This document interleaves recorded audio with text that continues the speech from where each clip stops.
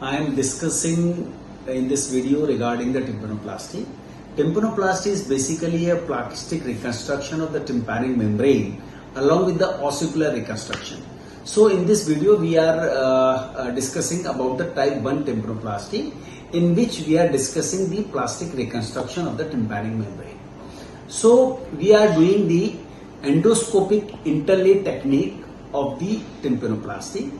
In this technique we separate the mucosal layer from the epithelial layer and the hole 360 degree. After that we put a gel foam in the middle layer, and over the gel foam we put a cartilage and the pericondyal graft.